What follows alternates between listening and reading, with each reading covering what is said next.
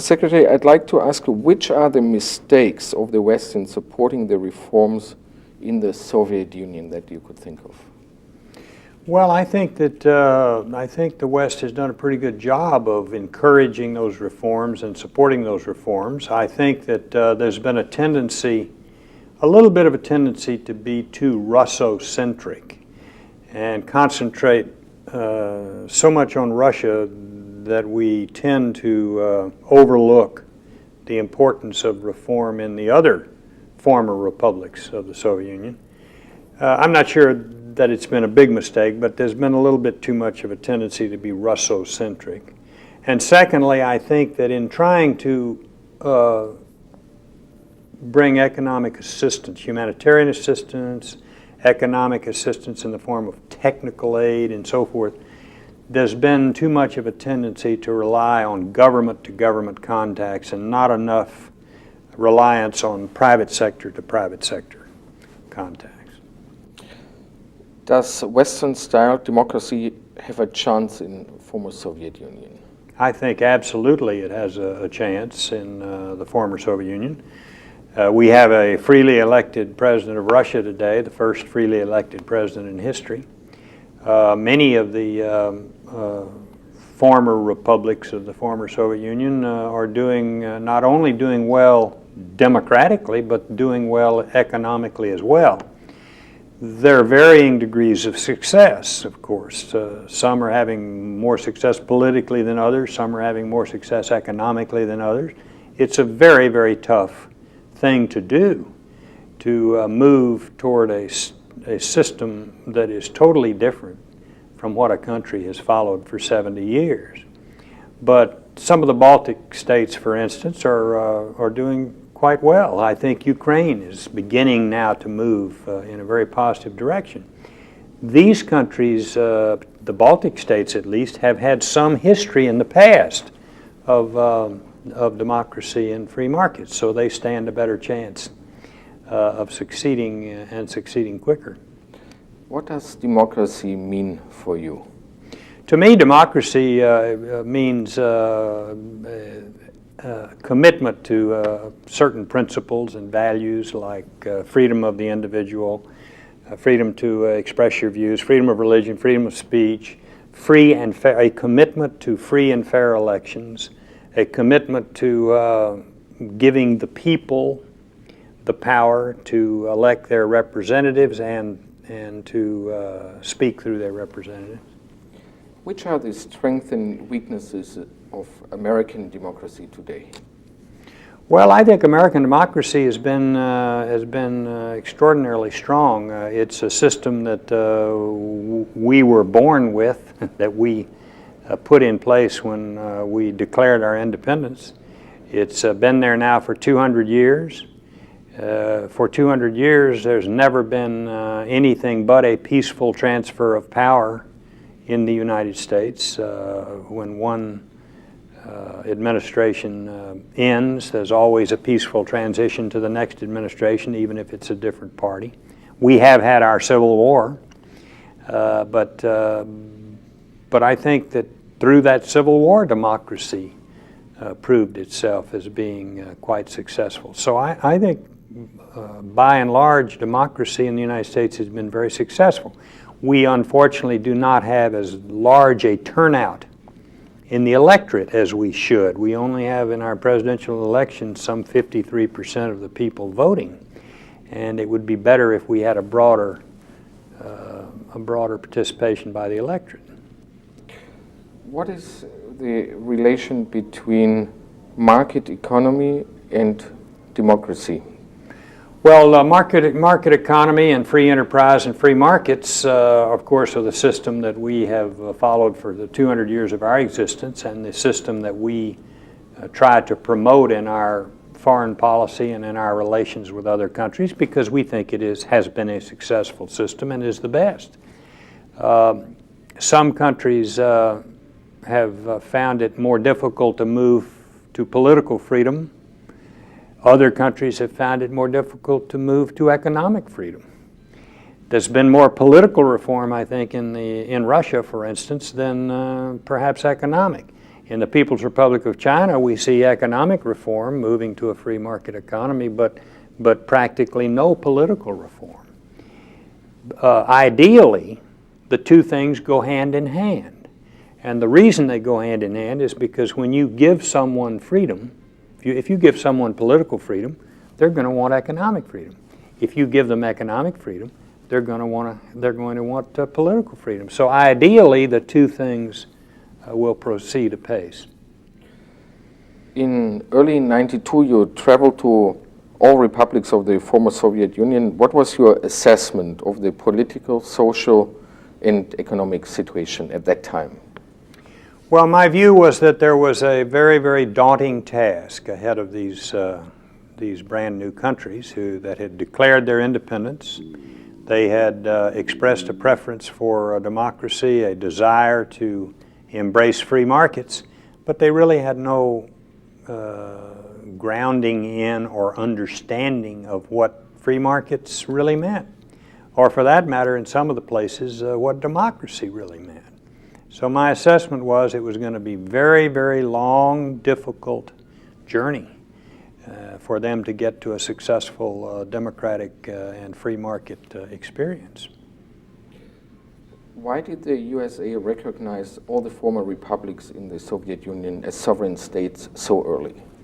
Well, they had all declared their independence. They had expressed a desire for independence. They wanted independence. And we made sure before we ever recognized them that they committed themselves to the principles of OSCE, the Helsinki Principles, that they embraced democracy and free markets, at least rhetorically, and that they agreed to give up their nuclear weapons. That is, to become non-nuclear in the case of Kazakhstan, Belarus, and Ukraine. So they performed certain rather significant, they made certain rather significant commitments in exchange for which we recognize their independence. And I don't think that we recognize their independence at all too early. I mean, we were very careful to get these commitments from them before we gave them recognition. Which was the role of Leonid Kravchuk in the process of abolishing the Soviet Union at that time? Well, I think Kravchuk had a seminal role to play in the abolition of the Soviet Union, because it was, after all, if you remember, I think at Minsk, in a meeting with Yeltsin and Shushkevich, that the three of them declared the Soviet Union dead, over, finished. And I think this was in the immediate aftermath, or just before, a declaration of independence in December of 1991 by Ukraine. And when Ukraine declared their independence, I said at the time, the Soviet Union as we have known it has ceased to exist, and I think it did. And so I think Kravchuk's role was very, very important. Was he maybe the driving force behind? No, I don't think he was a driving force any more than Yeltsin was, but I think the fact of Ukrainian independence was a driving force. The Soviet Union could not continue to exist as such if the Ukraine was going to become independent. And that Declaration of Independence in December '91, of course, set off declarations of independence by all of the other former republics. And which was the role of Yeltsin at that time? Well, he had a very large role to play, and he went to Minsk, met with Shushkevich and Kravchuk, and they decided to form the Commonwealth of Independent States and to declare the Soviet Union finished. And that's what they did. And of course, Yeltsin was at that time, was the most powerful politician in Russia. He was a freely elected president of the Russian Federation, and he was exercising, frankly, greater power at the time than Gorbachev was. Looking back at the August coup, Was there any chance after that coup to save the Soviet Union from your perspective? I don't think much chance. No, I think the Soviet. I think the course was pretty well set for the dissolution of the Union. Did the U.S. have an interest in the demise of the Soviet Union at that time? Well, the United States, of course, since the end of World War II, has opposed Soviet totalitarianism and the subjugation of peoples, and has opposed Soviet aggression. So the United States had been opposed to those things ever since the end of the Second World War. The United States was not unhappy to see freedom and independence come to these other republics and for them to become freestanding independent countries, although we did not want to see the Soviet Union implode or break up in a destabilizing and chaotic way. We were careful to try and tailor our policies so that there would not be an anarchic situation in the Soviet Union. What is your assessment of the situation today? Can the republics maintain their independence? Well, some of them, as you know, are already taking the position that perhaps they should move back toward a closer alliance with Russia. We see that in the case of Belarus today. Others, on the other hand, are extraordinarily strong in their commitment to independence and their desire for independence. Ukraine, the Baltic states, some of the Central Asian states. And I think that there will be varying degrees of success in maintaining their independence, but most of them, I think, will maintain their independence and do so successfully. I think, by the way, that it's very important for the West to support not only reform in these new countries, but their independence as well. And I think it's important that that independence be given support. That's not to suggest that a loose commonwealth is something that should be opposed. I don't think it should be. But we should be careful to support the independence of these new countries. Leaders in Central Asia seem not to be willing to introduce democratic reforms. Do you share this view? Well, we support democracy. And when we recognized most of those Central Asian republics, we did so when they told us they would do certain things. One, they would sign on to the human rights principles of OSCE. They would support democratic and economic reform, and they would deal with proliferation and become non-nuclear if they were nuclear republics. So we would like to see them continue to keep those commitments. We would like to see, we think democracy is the best form of government. We would like to see them move toward greater practice of democracy, just as they have a desire to embrace free enterprise. But Karimov, Nazarbayev, now also Nazarbayev, they seem not to believe so much in parliament and democracy. And for us, the question is, what can we do, or what is the way of?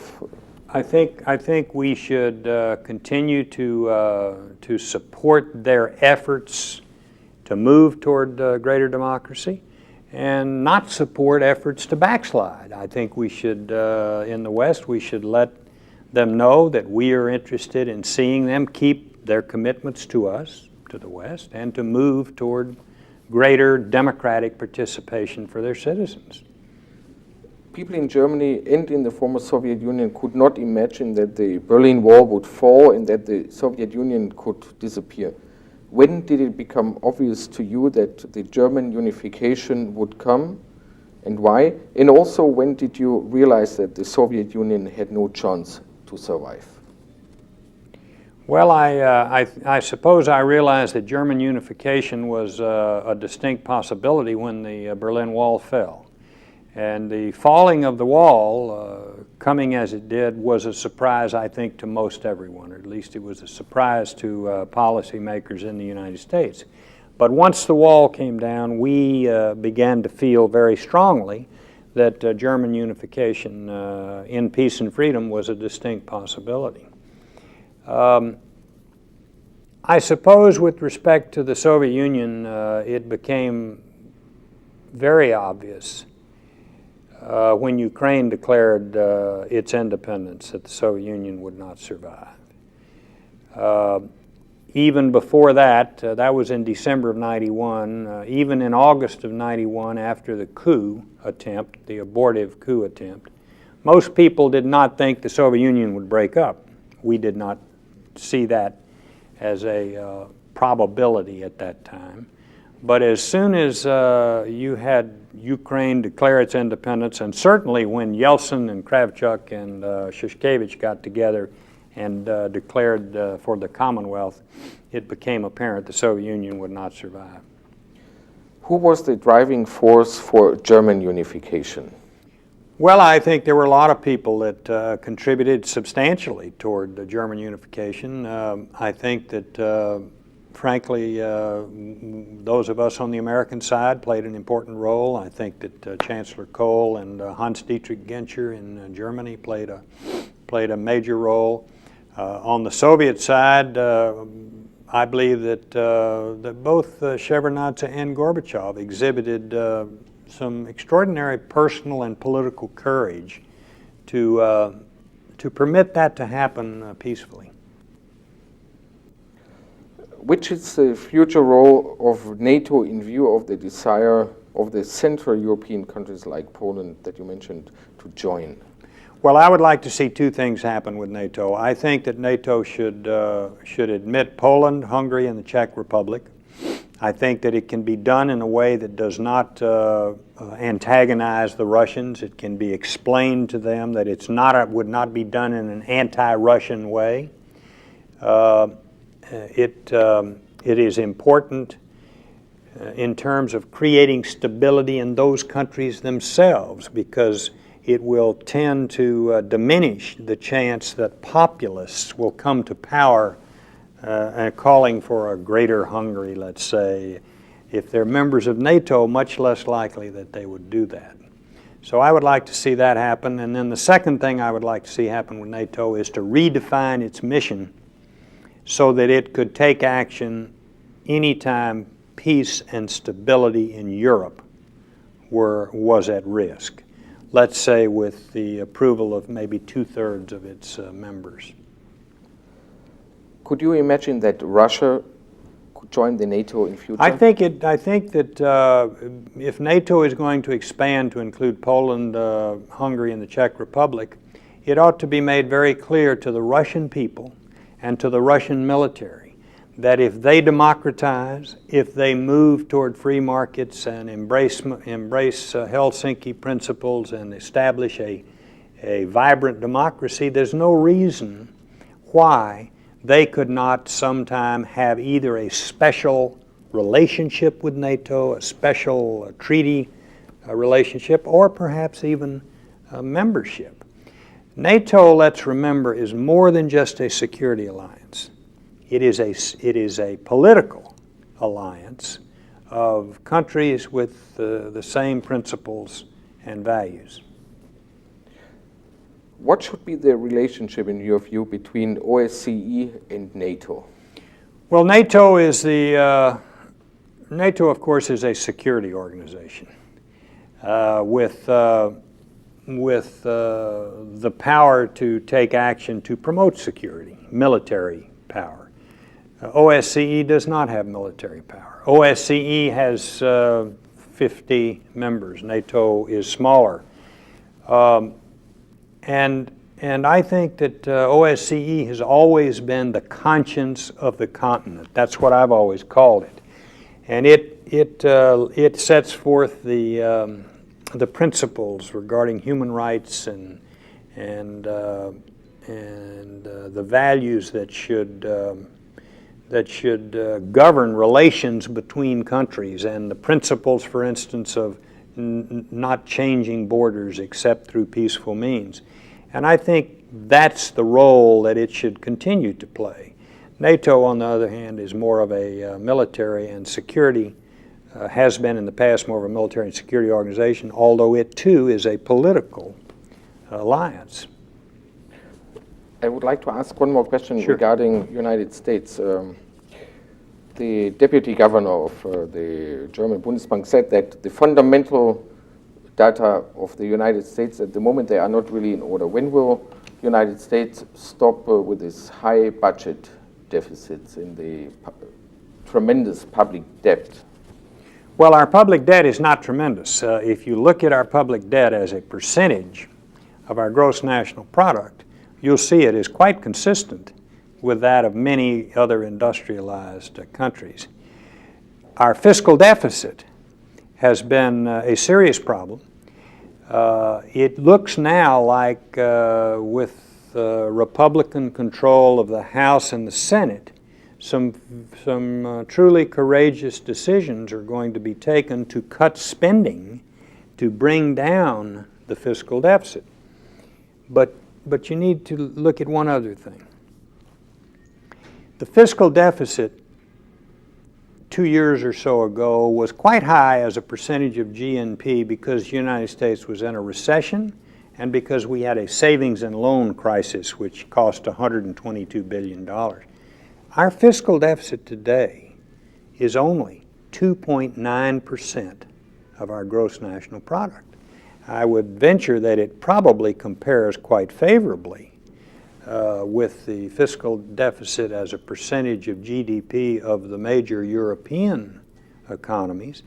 And it's certainly favorable when you look at it in relation to Japan, which has a fiscal deficit of 5.7% of GDP. So it is a problem that needs to be addressed. And it is, I think, I really am very optimistic that we now are finally beginning to get a handle on it. But what makes the dollar so weak? I mean, it's a big concern to Germany, to Japan, of course. Well, I think the dollar-yen relationship is not a dollar problem, it's a yen problem. Japan continues to run these huge trade surpluses for 10 or 15 years, not just with the United States, but with the rest of the world. $120 billion surpluses. Well, it's to be expected that the yen would strengthen when that happens. The dollar has not declined anywhere near as much against the mark or the franc or sterling, and it quite frankly has not declined at all against some other currencies. So I don't think that the fiscal deficit of the United States it may be a contributing cause. I do not think it is the principal cause. But over a long period of time, the dollar has declined quite substantially against the German mark. Do you see this trend going on for the next 10 years as well? Because by then it will be $1, one mark? No, I don't think it will. I don't see it going on. I think that I think that any time you have a currency which is the de facto reserve currency of the world, and that's what the dollar has been and continues to be, there will always be pressures on it simply by virtue of the fact that it is the de facto reserve currency of the world. But when I left the Treasury, as Secretary of the Treasury, the dollar was, if I'm not mistaken, 1.5 marks to the dollar, 1.56. That was in 1988. Today, if you go out and exchange dollars for marks, you get 1.47, 48. I don't think that is a massive decline. But 1 week ago it was 1 mark in 36. Today it's 149. But in 86 it was at 3 mark in 30. I mean, sure, the dollar was overvalued. That's what happened at the Plaza. You remember the Plaza Accord? We got together. Yeah. We agreed. In fact, Germany agreed, United States agreed, Japan agreed, Britain agreed, and France agreed. We needed to adjust it. It really was over. 3.47. Yeah, I remember that time also. Thank Yeah, you. thanks a lot.